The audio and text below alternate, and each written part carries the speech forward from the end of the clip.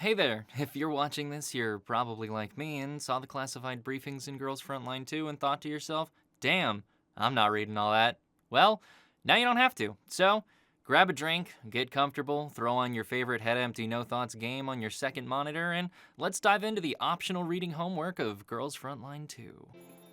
November 10th, sunny.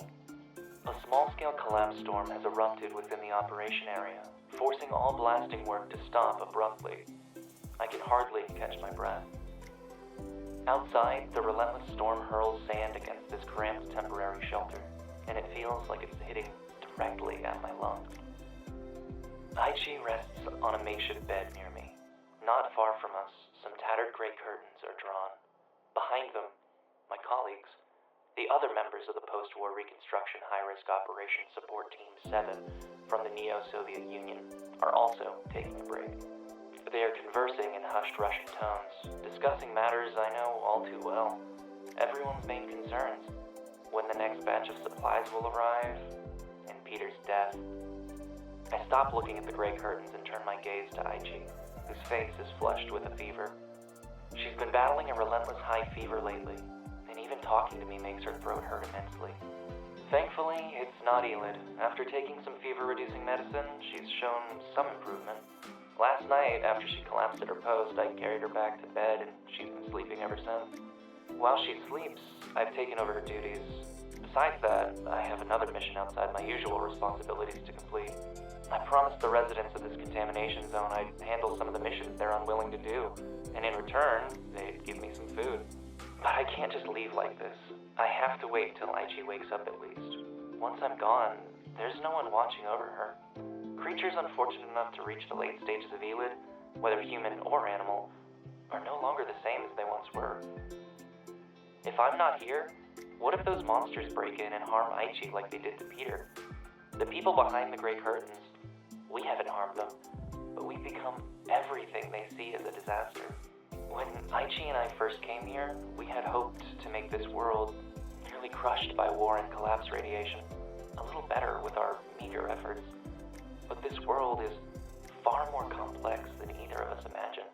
The challenges we must confront, in terms of complexity and severity, far exceed what we had imagined. But one thing I want to ensure above all else, even if everyone, including myself, were to perish in this relief effort, Aichi would return safely to our homeland. November 20th, overcast. 2 days ago, Aichi became pregnant. Pregnant? What should I do? The information revealed by the test is absolutely accurate. This is the third test, and each time the result is the same as the first. She is pregnant. She is pregnant. What should I do? I'm gonna be a father? Here in this place teeming with bandits, refugees, and hostiles? To bring our child into the world? No. Absolutely not. I don't want our child to suffer as we do. If he grows up in such a world, confused by everything around him, and looks at me with innocent eyes, asking, Dad, why do we have to be so afraid every day? I don't even know what to tell him. Maybe Aichi was right. I am just a coward and a selfish person.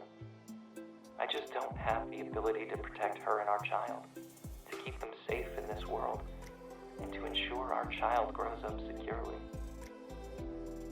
I'm a failure as a husband and a father. But I have no right to deny our child their chance at life. No. There must be a way to change all this. I will find a solution. Right. Let's return the child to our homeland. Let them grow up in our native land. If I could send the child back, even if something were to happen to me, my wife and child would be well cared for, just like the families of my colleagues. Yes, if I write back, as long as Aichi's and my application can get through, a rescue team will certainly come here to get us. If we can make it through this period, once the mission is complete, and we have the funds for international shipping, we can safely send the child back to our homeland. I need to discuss this thoroughly with Aichi. We have more support than just ourselves in this situation. November 27th, sunny. The process of relocating residents and demolition of large buildings in this area is nearly complete. In another week, a new team will arrive to take over the remaining work, and Team 7 will continue conducting relocation and demolition work in another area awaiting reconstruction. I've checked the map before. One area is a small town within the contamination zones with relatively decent infrastructure. I've submitted a request to the government. If Aichi and I could be assigned to this town, our currently scarce supply of daily necessities could be somewhat replenished. I have also finally finished writing a request for support. I had a courier deliver it to the only international post company nearby. I hope it reaches our homeland safely. Aichi is getting weaker and weaker.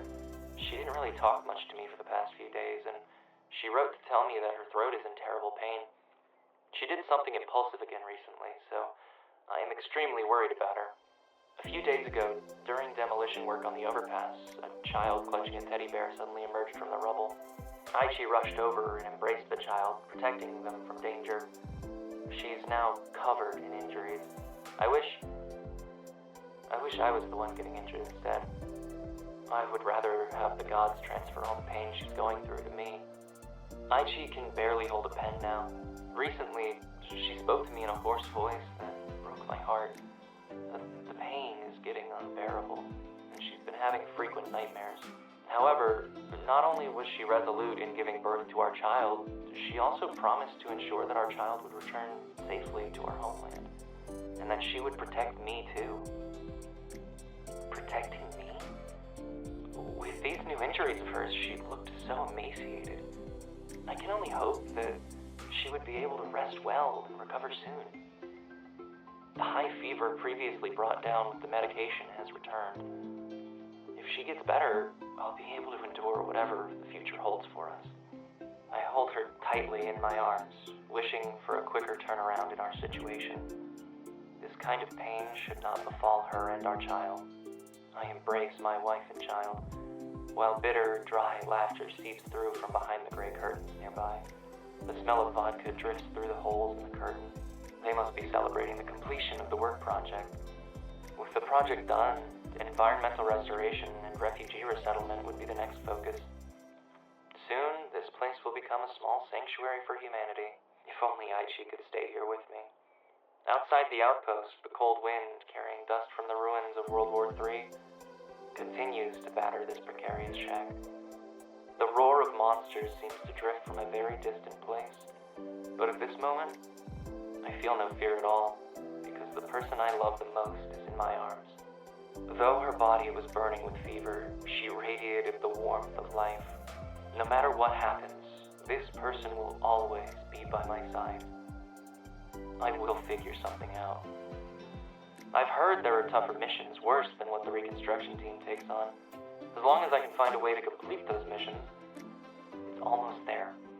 That letter is on its way. Everything will improve. There's still time. When the rescue team arrives, Aichi and I...